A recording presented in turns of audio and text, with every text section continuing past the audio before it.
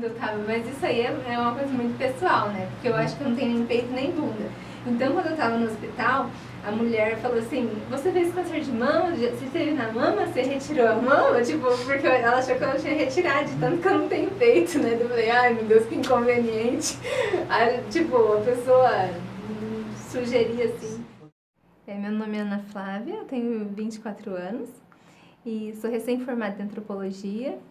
Moro aqui em Foz do Iguaçu, nasci aqui, me criei aqui e sempre me considerei uma pessoa muito saudável. Para começar, assim, para começar a falar sobre o câncer, né?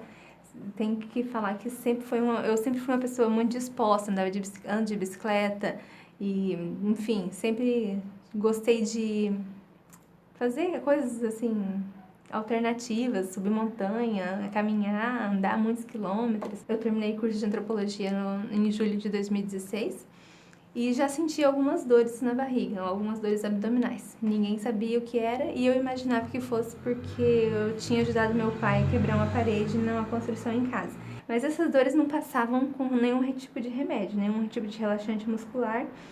Isso foi se agravando em julho, setembro, até setembro, né? E aí foi quando eu fui pro UPA, que é a Unidade de Pronto Atendimento, aqui em Foz. Fui encaminhada para o Hospital Municipal, depois que uma médica estrangeira, venezuelana, me mandou para lá, para o Municipal, e eu fiz uma cirurgia lá. Uma cirurgia que era para ser uma remoção do apêndice, mas acabou não sendo, e foi uma colectomia, que foi cortado um pedaço do meu intestino, e porque encontraram um tumor lá. Eu nem imaginei que fosse câncer. Eu sabia da possibilidade, né, porque eu sabia que o tumor tinha ido para biópsia, mas eu não me incomodei nem um dia, nem meio período, assim, perguntando se ia ser câncer ou não. Eu simplesmente queria saber o resultado do exame, mas não ficava com medo. Até que chegou o resultado, deu que era um tumor maligno. E aí eu continuei tranquila, né, nesse todo esse período, porque eu pensei assim, tá, era maligno, mas já saiu, já foi um tumor que já não tá mais em mim. Era maligno, eu tinha câncer, não tem mais. Até que eu voltei a sentir as dores abdominais. Aí esse dia foi um dia de medo. Assim, eu sabia de todo o pós-operatório, sabia que já não tinha mais tumor e continua sentindo as mesmas dores. Aquela dor voltou. Aí eu fiquei com medo. Na biópsia saiu que era um grau 3, que é um grau elevado, né? Mas não era de célula de intestino e que as bordas do intestino estavam intactas, elas não estavam contaminadas com as células cancerosas. Então, eu fiquei tranquila. Até aí. Aí eu fiz uma outra tomografia no Costa Cavalcante. E essa foi tomografia. Essa parte foi uma parte de choro de todos os dias. Todos os dias eu chorava, porque apareceram mais 4 tumores e 2 no meu, um em cada ovário e outros 2 espalhados no meu abdômen. E aí, como eu tinha feito a cirurgia de remoção do intestino, eu imaginei que eu tivesse que tirar os ovários também. E aí eu chorava cada minuto que eu lembrava eu chorava. Eu não podia falar disso, porque o meu sonho é ser mãe. Eu quero ser mãe não de 1, nem 2, nem 3, quero ser mãe de 4, 5, muitos filhos. Eu sempre quis ter. Mas aí fui encaminhada para o médico que era especialista em câncer linfático, do sistema linfático, que é o hematologista. E ele falou que não ia precisar fazer remoção de ovário, nenhuma outra cirurgia, porque o câncer que eu tinha era um câncer muito agressivo.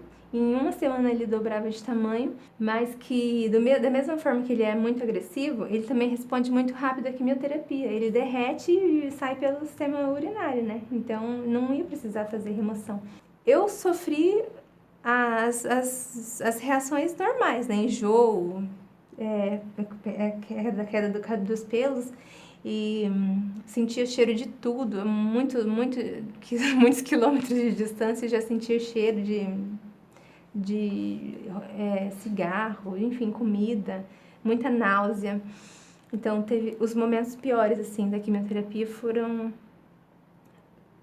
quando eu estava internada. Eu sentia muita fome porque eu passava dias sem comer e sentia náusea do cheiro da comida e vômito. E isso eu acho que foi o pior da química. Daquele momento que o médico olhou pra você e falou, Ana, você tá com câncer. Não houve esse momento. Não houve esse momento. Não, porque eu tinha que chegar... Eu nem contei como foi a descoberta, né? Assim, aquela redescoberta é maligno, né? Foi assim, o Edson, como meu primo, foi candidato a vereador, ele falou, Ana, você já sabe do seu resultado? Eu falei, não. Ele falou assim, eu tenho um amigo que... O meu amigo trabalha lá, ele que pega os resultados. Então, assim que o teu exame chegou, ele já me ligou, porque eu pedi para ele me ligar assim que chegasse. Se você quiser, eu já converso com ele para pegar. Daí eu falei assim, sim, beleza, quanto antes melhor. E aí ele falou, e então você acha que quem que tem que abrir o resultado, assim, quando eu pegar o exame? Daí eu falei, é melhor falar pra mim, né? Ele falou, mas será que você não acha melhor falar pra sua mãe, ou pro seu pai, ou chamar alguém, a sua avó? Minha avó é uma mulher de muita oração, muita força, então... Aí ele falou assim, eu, não, capaz, fala pra mim.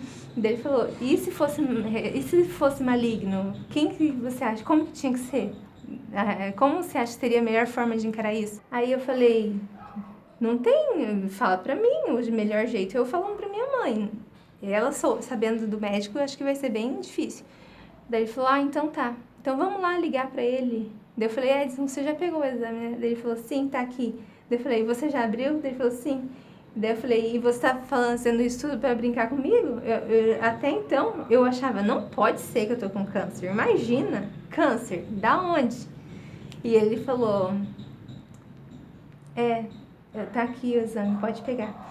Daí ele pegou e eu abri e apareceu neoplasia maligna grau 3. E aí eu já imaginei neoplasia maligna, tá, câncer maligno. Mas eu não consegui acreditar. Eu pensei assim, nossa, gente, da onde que eu tô com câncer? É demais, assim. Então, quando eu cheguei na minha casa, a minha mãe já sabia, porque minha avó já tinha contado pra ela e o Edinho também tava lá. E nessa época, a gente tava fazendo a quaresma de São Miguel Arcanjo, que é uma quaresma muito forte também, né? Então, em todo momento vinha a religiosidade, assim, apoiando de uma forma muito sutil e muito forte ao mesmo tempo. Então, a gente fazendo aquela quaresma, a gente começou a fazer 5 da manhã. E no primeiro dia da quaresma, o Edson teve uma visão, né? Ele falou assim que muita gente ia sangrar, ia doer, ia passar por muita coisa triste, mas que tudo ia passar. Então ele falava assim, vai ter grandes batalhas, a gente vai ter grandes batalhas, mas vai passar. Eu vejo, ele falou durante a oração que via portas se abrindo para a gente entrar em campo de batalha espiritual, mas que depois a gente ia voltar para a fortaleza de Deus e a gente ia estar protegido de novo. E todo mundo achou que fosse uma coisa sobre a campanha. E acabou que a parte mesmo de combate foi a doença, né? Então, minha mãe não demonstrou choro nenhum, falou, minha filha, vamos passar por mais essa juntos. Foi isso que ela falou pra mim sobre o comentário da doença, foi esse. Vamos passar por mais essa juntos. Sempre que eu fazia quimioterapia, minha imunidade baixava muito, porque era direto na medula óssea.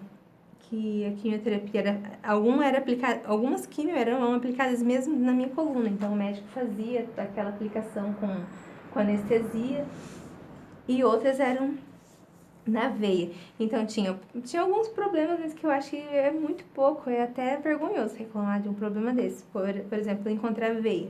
A quimio seca a veia e queima. Então eu fiquei agora já está saindo, né? Mas eu fiquei com as veias todas queimadas. Eu fazia compressa quente, mas não adiantava nada. Então era uma preocupação, porque não podia passar do horário da quimio. E o soro não caía, a quimio não caía, porque a veia o acesso já estava perdido. Então essa foi uma preocupação assim, de todo dia, toda hora mesmo. Ficar, ai meu Deus, tomara que eu não perca o acesso, ai não posso perder esse acesso. E ficava assim, e dói, porque você tem que ficar com a mão assim para não perder. Então é uma preocupação boba, que passou também, já, enfim. Ana, quando que caiu a ficha? Quando você parou pra você mesmo e falou, tô com câncer. E caiu a ficha? Foi no carro, quando o Edson me falou, né? E eu pensei, nossa, eu achei que eu tava brincando, mas como ele tava muito sério e ele não falava logo que era piada, então eu tive que aceitar, assim, nossa, eu tô com câncer. Foi quando eu desci do carro e pedi pra ir caminhando até a capela. Então, nessa trajetória, dessa caminhada, eu acho que eu fui me convencendo de que eu ia ter que passar por tudo isso. E não foi pesado, foi tranquilo. Essa fase, essa hora eu tô com câncer, não foi assim, não foi a pior. Saber que você não tem controle sobre a sua vida, sobre a sua saúde, é tudo presente de Deus, presente da natureza, presente do que você quiser imaginar, isso foi o pior, sabe? Ter que aceitar que você é frágil. E também se ver frágil, né? Ver que caiu sua sobrancelha, que seu corpo inteiro está manchado, que você emagreceu, que você engordou, que você inchou, porque tudo isso acontece mesmo. Que, nossa, ficou flácido, não tem mais músculo na perna, sabe? Minha barriga tá estranha, eu tô com uma cicatriz gigante na minha barriga. Então, seu corpo muda e a vida acontece e você não tem absolutamente nenhum controle. Isso que foi o pior, pior do que o câncer. Porque o câncer já passou, né? Espero, não sei, né? Tô esperando fazer um exame pra saber se passou, tomara que sim. O médico falava, vai cair o cabelo. Na primeira consulta ele falou, vai cair seu cabelo. E eu tinha um cabelo cacheado, comprido. Era, assim, meu ponto de referência, o cabelo. Sempre foi, porque ele era bem armado e, assim, eu não usava muito ele preso. Ele ficava do jeito que ele queria, desarrumado ou arrumado, às vezes muito bonito, às vezes muito feio. Mas ele era meu ponto de referência. Algumas pessoas falavam assim, fulano de tal não caiu. Da minha irmã não caiu. Fulano de tal caiu no 3º dia. Então, eu fiz a primeira quimioterapia internada, não caiu nada. A primeira quimioterapia não fez absolutamente nada em mim. Aí, passou 15 dias e começou a cair de uma hora para outra. Passei a mão à noite, caiu um pouco, passava, continuava passando a mão, caía. E assim, infinitamente. Então, eu comecei a não passar a mão mais nessa noite e no outro dia de manhã tinha consulta, amarrei meu cabelo, fazer um rabo de cavalo e fiz o rabo, não gostei, e imediatamente eu tirei a xuxinha. E quando eu tirei, junto com a xuxinha, saiu um tufo de cabelo muito grande. Saiu assim uma mecha, sem eu fazer força, não tava apertado. Então foi a hora que me deu conta, tá caindo mesmo. Então eu logo fui pra cabeleireira e pedi pra rapar no 3. Eu achei até assim, ficou bom minha careca, né? Melhor do que eu imaginei. Só que a careca mesmo veio quando começou a cair até esses pequenininhos, essa penugem que tinha, né? No travesseiro, deitava e acordava com o travesseiro forrado de pelinho pequeno da cabeça. Passava o sabonete pra tomar banho e saía grudado no sabonete. Então começou a cair tudo mesmo. E aí foi que eu percebi que eu tava com cara de doente.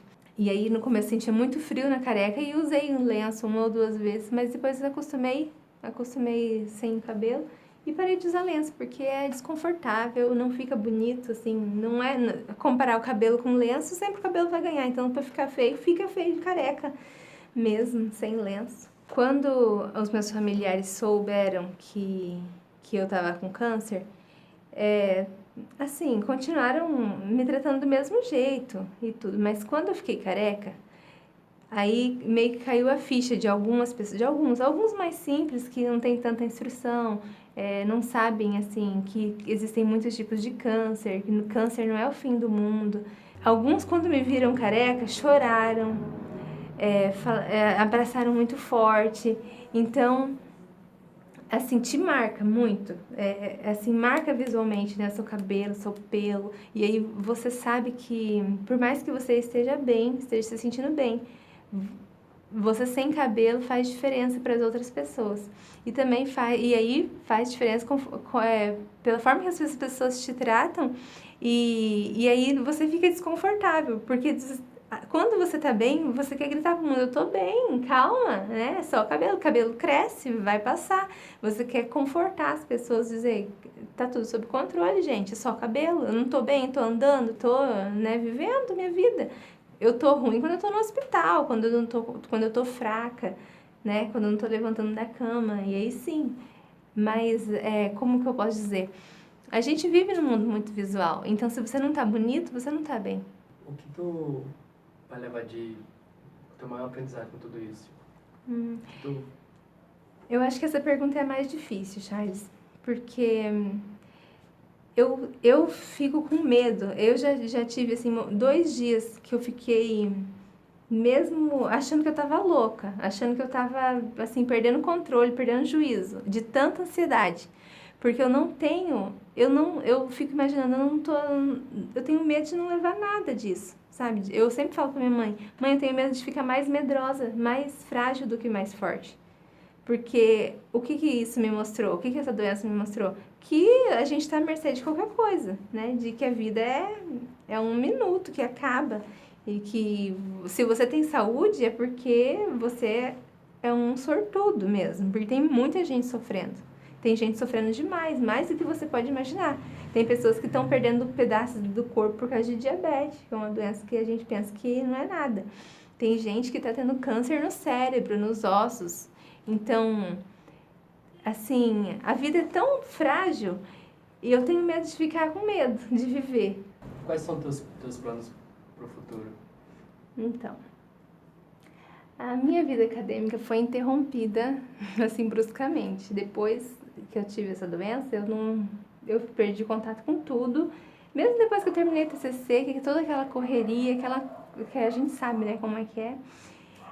Tanto é que nem fiz a solicitação de diploma ainda. Tá, assim, tudo perdido. Mas eu pretendo entrar nos eixos de novo, fazer um mestrado, ou fazer alguma especialização, ou fazer uma outra faculdade, porque o meu sonho é fazer faculdade de Direito.